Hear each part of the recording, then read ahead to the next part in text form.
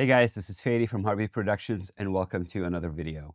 I've had my hand on the Z&H 1178 dual peak limiter for a while now, and I've been loving this unit. So today we'll be discussing this unit. I'm going to show all the controls of that unit, what it does, all the features in it, specs, and then I will also going to go to a Pro Tools session that I have prepared, and then we can get to listen to it and work with it for a little bit. This unit has a lot of extra features and options that Z&H added, which I really love what they did to it. That made it more than just a tracking compressor or limiter, to also I can use it in mix buses and a lot of versatility in mix buses. So I really love what they did with it. So let's before we go to the Pro Tools session, let's go to the unit. I have a camera set on the unit and kind of walk through the controls really quick so we understand what they do, and then we'll jump to the Pro Tools session.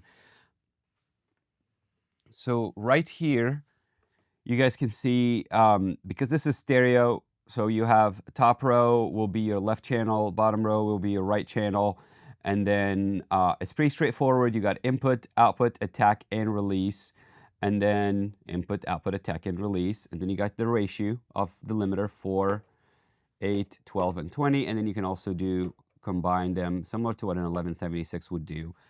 And then on this side, they added a high pass filter, which is a really nice feature. I love having those in my limiters and compressors. So 60, 120, and 180. So basically telling the compressor don't engage below 60 or below 20 or below 180. That's flat. And then on this side, you have the meters are showing the reduction or +8 or +4, and then a peak average. And then the other thing that is really cool that they added a mix button all the way from 0 to 100, so for parallel compression or parallel limiting, which is really nice for mix bus. I use that feature a lot. Then on this side, they added this button, which is, for me, was one of the main reasons why I fell in love with the unit. It's the mid-side versus LR. So LR, the unit works as in stereo mode, so the top will be your left, the bottom will be your right, then or dual mono, and then the mid side, it works as the top is your mid, and then the bottom is your right, and then you can apply different attack and release and limiter for the middle of your mix than the sides of your mix, the side, not the right.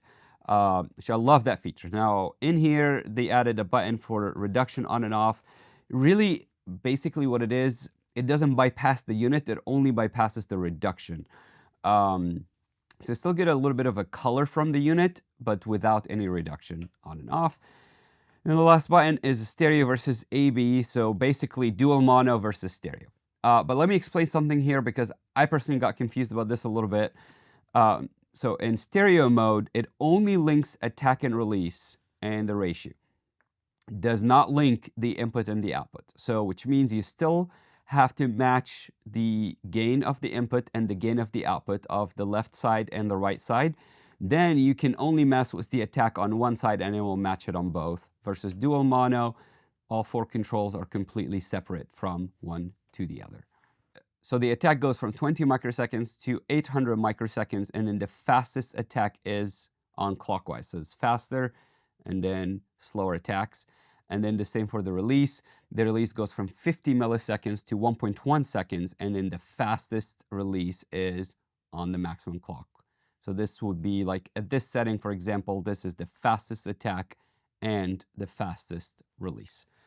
Okay, now that we set those up, you guys can see my Pro Tools session in here. I have a Pro Tools session for a song I was still working on, and I just have bass, drums, and guitars. It's like more like a heavy rock kind of feel. Here's what it sounds like.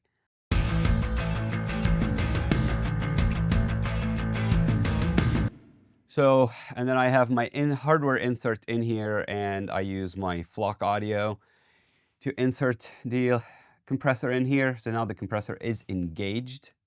It's on. And then I'm just gonna play. Let's first start with listening. Let's put it in LR mode, and then and I try to match the gain.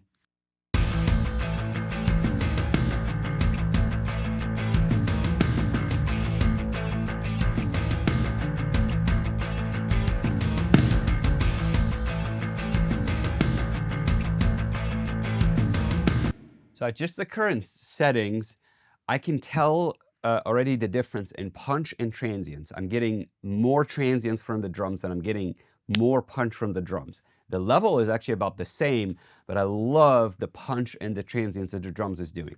So I'm going to keep it on the drums, and I'm going to loop that section, and then I'm going to engage the limiter on, and then I'm going to go mess with the settings so you guys get to listen to what it sounds like was an 8 or a 12 ratio or 20, or mess with the attack and release a little bit and then see what it sounds like.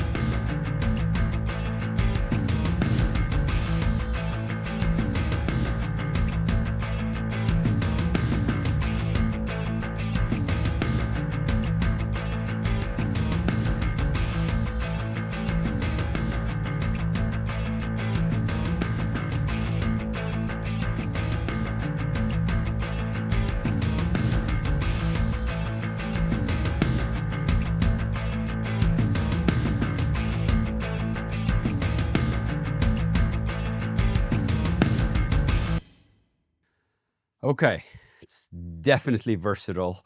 You can do so much. I went from these drums being punchy to being crushed to lots of transient attack to basically killing all the transients. All in all, the snare had so much sustain without any punch, or punch and a lot of sustain, or no punch and sustain.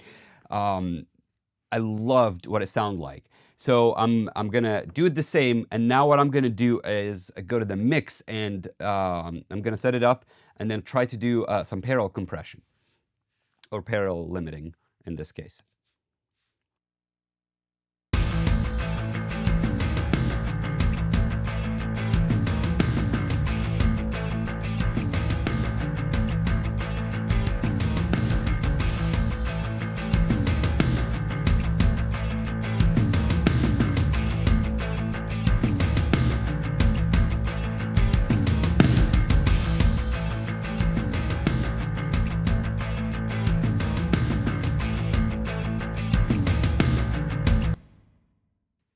Huge difference, especially what I did is I pushed the compressor a little harder, or the limiter a little harder on 8 ratio, and then applied the mix ratio to 60%.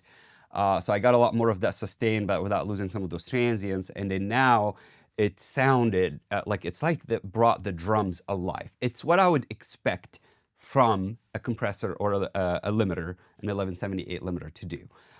Let's throw it on the bass. So this is actually a stereo bass that we have. So I'm just going to use it in stereo mode. And let's put it on the bass. I'm going to solo the bass here. So that way we can hear more. And for the bass, I really highly recommend, actually for all of this tutorial, make sure you're listening on high quality speakers or using your headphones or something so you can tell a lot of these changes. All right, where we go on the bass.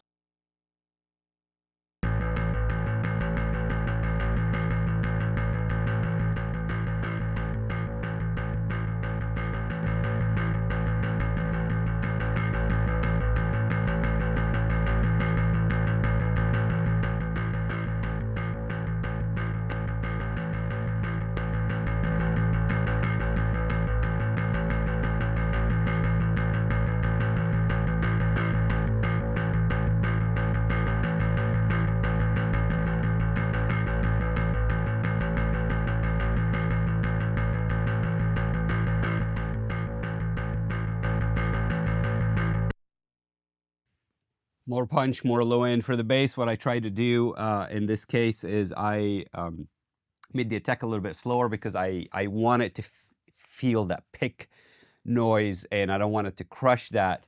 And then, but the release, I wanted to compress the bass a little bit and create more sustain out of it. And um, and then the mix ratio, we're almost at like a 80% mix ratio. Uh, but I loved what it sounded. It's just, it added life and punch to it as well. Let's take it, put it on one of those electric guitars.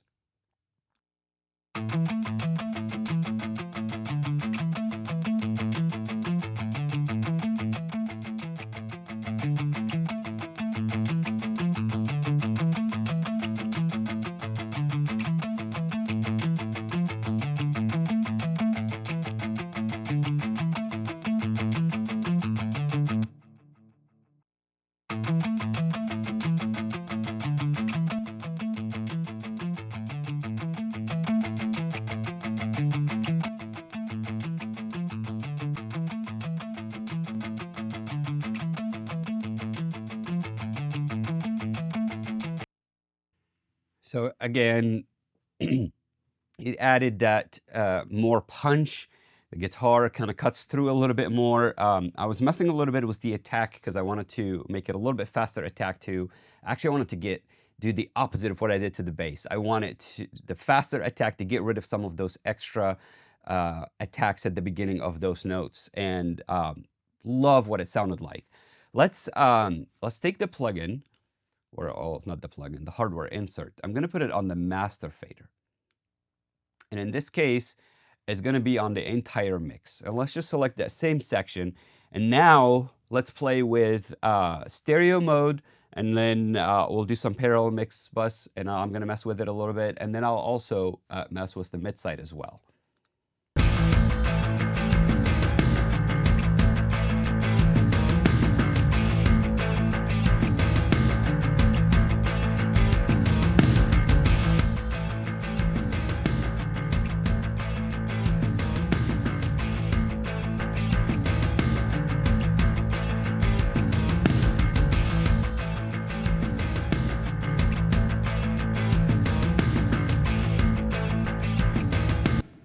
I I love the, definitely can tell the difference.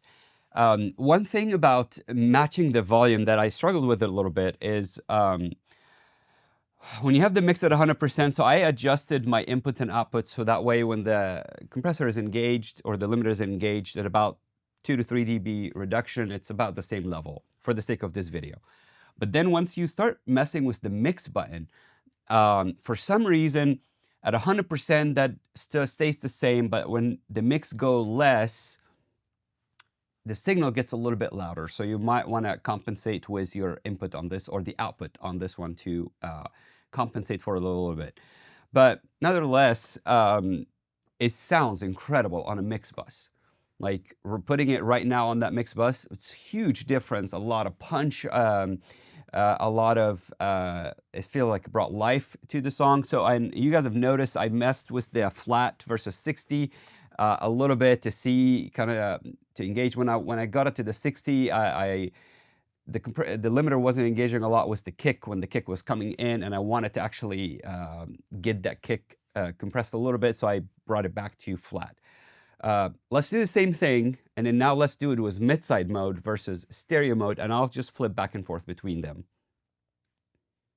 Compressor is engaged.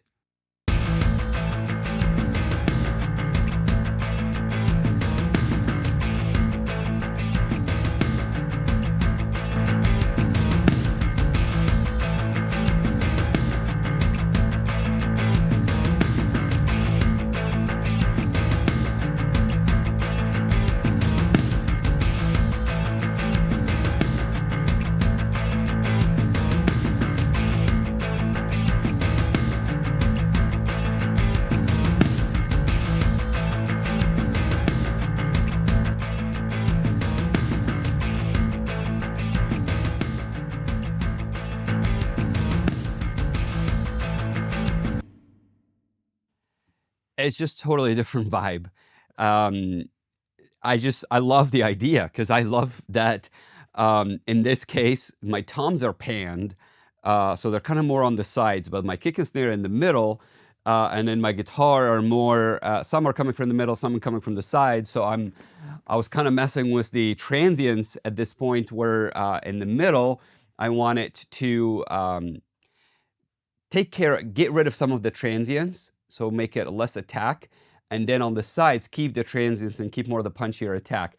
And again, it's like the options are limitless, what you can do with it, whether in recording it in dual mono, you have two singers that you're recording, so each one goes into one channel, or you're recording into a stereo bus, or you're recording for a mix bus for a mid side. Also, mid side would be a really cool thing to do when I'm recording electric guitars in, and then I get to control the middle versus the sides of the amps a little bit and mess with it.